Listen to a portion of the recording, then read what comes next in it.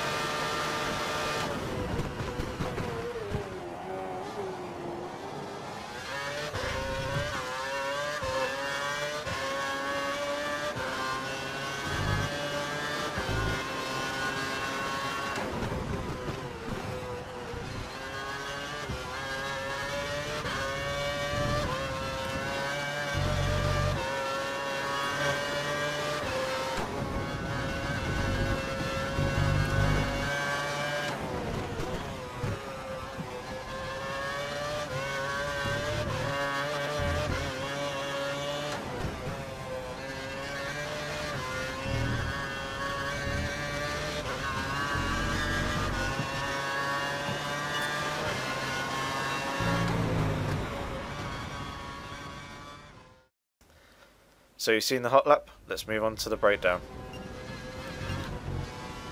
Fortunately, you gain control of the car at the start of the stadium section, so you have plenty of time to prepare yourself for the final corner.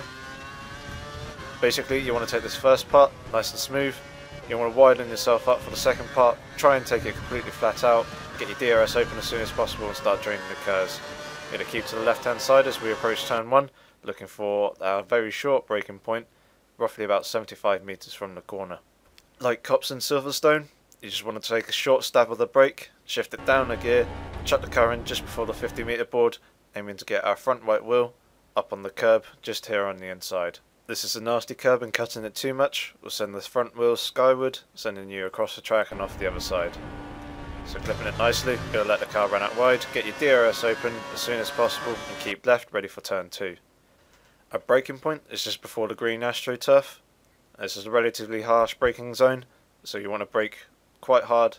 You're going to shift it down into second gear. You can use first if you want, but second tends to be more stable.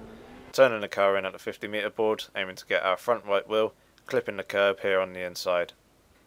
Turn 3 is a continuation of turn 2. It's almost impossible to notice, but as we come out the corner we're going to get onto the power. You want to keep the car to the middle of the track, flicking it left into turn 4, it should be flat out through here. You want to use about 20% of your curves, open up your DRS, and then we're going to keep left for this long, straight, coming through turn 5, approaching the hairpin of turn 6. As we approach this right hand hairpin, we're looking for our braking point here at the start of the curb on the outside. This is a difficult braking zone, it's quite easy to lock a front wheel, so you're going to brake relatively hard, shift it down the gears. As you get into second, you're going to ease off the brakes slightly, you're going to turn the car in, and you're aiming to get the apex roughly here, just off the curb on the inside. You can touch the curb, but only make sure to skim it, not actually fully ride the curb as it can send you into a spin on the exit. Coming out the corner, you're going to let the car come out wide, use a bit of curb on the outside. Once you've got full traction, drain about 50% of your curves, get your DRS open, keep it completely flat through turn 7, with DRS open again. Ready for turn 8, braking just before the concrete on the right hand side. And as we hit our braking point, we're going to keep the car to the right. I'm going to shift it down into second gear, turn the car in, aiming to get our front left wheel up on the blue and white curbing here. Avoid hitting that red and white curbing on the inside, it's quite high and it will cause the car to bounce, costing you valuable grip. As we come through the corner, we're going to let the car drift out wide, I'm going to bring it back left, and keep the DRS shut. And I'm going to bring it back right into turn 10. Our apex is about midway through the corner. This corner is completely flat out, and on the exit you just want to unwind the wheel, let the car drift out wide, get your DRS open as soon as you feel comfortable, and start accelerating towards turn 11, entering the final sector. Our braking point for turn 11 is just here. Use the circular marking on the alliance board as reference, but here you just want a short stab of the brake, shift it down a gear, turn the car in, balance the throttle. As the car comes to the inside, you want to be riding the curb pretty much throughout the duration of the corner. And upon exit, you want to let the car run out wide, use a curb on the exit, get your DRS open as soon as possible, and then we're looking for our braking point just before the end of the orange barrier on the right hand side, ready for turn 12. Hitting our braking point, we're going to shift it down into second gear, we're going to turn the car in. This corner has some nice camber, and you want to try and stay off the curb on the inside. Using both the curb and the cambered corner of the tarmac will unsettle the car ever so slightly, so it's better to stay off. Let the car come out wide, get your DRS open as you use the curb on the exit. You then come through turns 13 and 14, bouncing over the curbs, and just as the tarmac on the right hand side ends, we're going to use that as our braking point for turn 15. As you hit this, you don't want to brake too hard, but we're going to shift it down into second gear. You're going to turn the car in. Not necessary to hit the curb on the inside. Instead, I tend to run ever so slightly off it and try and open up the second part of the corner, turn 16. You basically want to make this one long turn, and you want to try and get the second part, this final right hander here, as flat out as possible.